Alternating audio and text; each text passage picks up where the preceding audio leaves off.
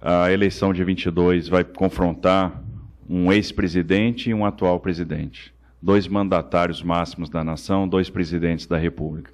É interessante que quando a gente vê isso, parece que se apagou da memória do brasileiro o governo Temer e o governo Dilma. É como se eles não tivessem existido. As pessoas só lembram do governo Lula, do governo Bolsonaro. E são esses 2 projetos que vão estar em confronto em 22. São os 2 maiores líderes da história política recente e ambos têm parcelas expressivas do eleitorado, um eleitorado fiel. E aí não há espaço para uma terceira via dentro desse cenário. O Moro desistiu da candidatura à presidência da República, que era uma candidatura que também não tinha decolado. Então o presidente acaba tendo uma visão do jogo que ninguém tem, absolutamente ninguém tem. E o que ele acaba falando acaba se confirmando. Eu me lembro no dia que o Moro ia pedir demissão, quando houve a exoneração do Valeixo, e eu tinha tido uma conversa com o Moro pela manhã bem cedo, e a conversa foi muito ruim, e eu cheguei, presidente, olha, eu tive uma conversa com o Moro, e na verdade o que eu tinha pedido ao Moro é que ele pensasse no Brasil, que a gente estava vivendo um momento de crise sanitária, era necessário deixar a vaidade de lado, e não era possível que a gente não arrumasse dentro da Polícia Federal um excelente quadro que trouxesse ali também, que tivesse uma confiança do presidente da República, e a resposta foi extremamente negativa. E quando a gente falou presidente, olha, por que você não conversa com o Moro? Ele vai sair falando coisas que eu acho que ele não deve falar, e isso vai ser ruim para o senhor, vai trazer um desgaste. Acho que ele está aí pensando alguma coisa politicamente para frente. O presidente disse, não esquenta a cabeça, não vai a lugar nenhum. Ele queimou a largada. Então, o presidente tem uma visão do jogo que é extraordinária, assim, ele tem uma sensibilidade política, tem uma intuição, tem um faro. Nós estávamos inaugurando a ponte do Abunã, fica na ponta do Abunã, na divisa, né, de Rondônia com Acre. A ponte é toda em Rondônia, mas é necessária para quem acessa o estado do Acre. O estado do Acre, durante anos, décadas, viveu isolamento, ou seja, para você chegar no Acre, você tinha necessariamente que pegar uma balsa para atravessar o Rio Madeira. E essa travessia custava caro, um caminhão ia pagar R$200 e levava às vezes 5, 6 horas de fila para ingressar na balsa e fazer a travessia.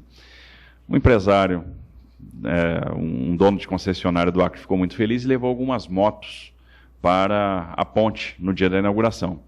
E o presidente viu aquelas motos, subiu na moto, me botou na garupa dele e nós fizemos umas 3 travessias da ponte, obviamente sem capacete, sem nada. E aí, quando a gente terminou a última travessia, eu confesso que eu estava morrendo de medo, a ponto de partir para a baixaria e agarrar o presidente pela cintura. Quando a gente terminou a última travessia, ele saiu da moto, virou para mim e disse assim, Capita, que ele me chama de Capita, porque eu também era capitão do Exército. Qual vai ser a notícia? Eu digo, presidente, a notícia vai ser que a gente atravessou a ponte sem moto, sem capacete. Ele falou, exatamente, a notícia vai ser essa. Nós atravessamos a ponte sem capacete. Só que eles vão falar da ponte, eles vão falar da inauguração dessa obra, que levou décadas, e do contrário ninguém ia falar. Se atravessou uma recessão brutal na Argentina, né, que subtraiu exportações industriais brasileiras, se atravessou o desastre de Brumadinho, se atravessou a crise do Covid, se atravessou a crise hídrica, se está atravessando a guerra da Ucrânia, né, e com todas essas crises, o governo aprovou reformas para o mercado, manteve uma trajetória de consolidação fiscal, está gerando emprego, o Brasil vai crescer e a popularidade dele está em alta. Qualquer outra pessoa que tivesse atravessado as mesmas crises, com a mesma oposição sistemática da mídia, teria derretido. O Bolsonaro não derreteu, era um fenômeno.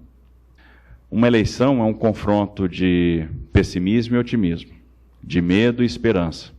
As pessoas estão com medo, porque elas perderam poder aquisitivo, porque a inflação está corroendo os salários, porque o preço do combustível está alto. E aí, quem é o culpado? É o mandatário da vez. Ninguém vai lembrar que teve uma guerra da Ucrânia, que teve uma crise do Covid, que nós temos uma inflação que boa parte é internacional. Ninguém consegue perceber isso. Você transfere a responsabilidade ou o seu temor e coloca na conta do mandatário da vez. E aí ninguém vai fazer racionalmente o confronto de projetos. olha só, nós caminhamos na direção de uma economia de mercado, nós aprovamos reformas importantes. Ninguém vai pensar que nós aprovamos o marco do saneamento, que nós tínhamos 30 milhões de brasileiros sem acesso à água potável e 100 milhões de brasileiros sem coleta e tratamento de esgoto, e agora nós aprovamos, e ano passado você contratou os primeiros 50 bilhões de reais em projetos de saneamento. Ninguém vai levar em consideração que você fez 143 leilões de infraestrutura e contratou 836 bi de reais em investimentos que vão se materializar nos próximos anos. Ninguém vai levar em consideração que você aprovou a autonomia do Banco Central, que você aprovou a lei das falências, o marco das startups, a lei das agências. Isso passa em branco. E, de repente, você absorve um discurso que é: vou interferir na mídia, vou governar com MST e MTST, vou interferir nos preços da Petrobras, vou implodir a reforma trabalhista, vou voltar ao imposto sindical, né, vou implodir o teto dos gastos. Esse é o confronto que está na mesa hoje. E aí, que escolha que nós vamos fazer? Porque o que a gente tem que perceber é que o caminho que nós trilhamos vai nos dar futuro. E se a gente não tivesse passado por essas crises, os dados apontavam, até março do ano de 2020, que nós cresceríamos em 2020 alguma coisa perto dos 4,5%. A arrecadação estava mostrando isso. Quem é que vai levar em consideração que nós estamos vivendo um momento, por exemplo, de transição de economia marrom para economia verde, que está faltando semicondutores, que o mercado internacional se desorganizou? Não, vamos botar na conta do mandatário. Se a gente não tiver capacidade de explicar isso, a escolha de projeto pode ser muito ruim. E é isso que a gente precisa evitar, porque no final se plantou muito futuro nesses anos. Podem ter certeza que o que está plantado vai gerar muito emprego e vai transformar o Brasil. O Brasil vai ter, por exemplo, uma infraestrutura muito mais eficiente, muito mais sustentável, uma matriz mais equilibrada e mais barata. Então, acho que é esse confronto que a gente vai ter que fazer, é mostrar o que foi feito. Por exemplo, todo mundo se vende que a gestão de pandemia foi um desastre, foi ruim. E aí a minha pergunta é, será que foi? Nós tivemos a maior injeção de liquidez na nossa história. Por meio do benefício emergencial, nós conseguimos preservar empregos. O governo postergou o pagamento de dívida, aportou dinheiro aos estados e municípios, congelou 2 anos de salário e, por causa disso, estados e municípios tiveram o melhor resultado fiscal desde 1991. Ou seja, a gente conseguiu superar a crise e, se não fossem tomadas essas medidas, estados e municípios não teriam pagado salário. Os funcionários públicos não iam receber, vários entes não pagariam salários. E, de repente, estados que estavam quebrados hoje estão no azul, está todo mundo no azul. Por quê? Nós tivemos uma safra excepcional de grandes gestores? Não, porque as medidas que foram tomadas foram corretas. Nós preservamos os empregos, né, quando o governo assumiu parte do salário e permitiu a interrupção ou a negociação dos contratos de trabalho.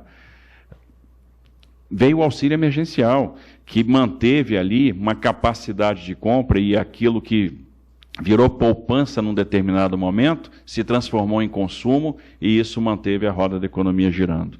A gente conseguiu, por exemplo, nós operamos com uma taxa de juro baixa durante o período do Covid para manter a economia viva e agora a gente está com um degrau a mais acima do juro neutro, o que vai nos permitir uma redução da inflação. E interessante, a gente está vendo um aporte, um fluxo de recursos para o Brasil enorme. Basta ver o que está acontecendo no câmbio.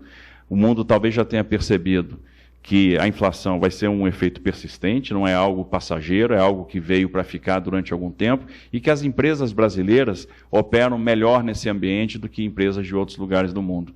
E, no final das contas, o fluxo financeiro está vindo para cá. Tem certas coisas que a gente vai precisar mostrar sob pena de levar o Brasil para um caminho muito ruim.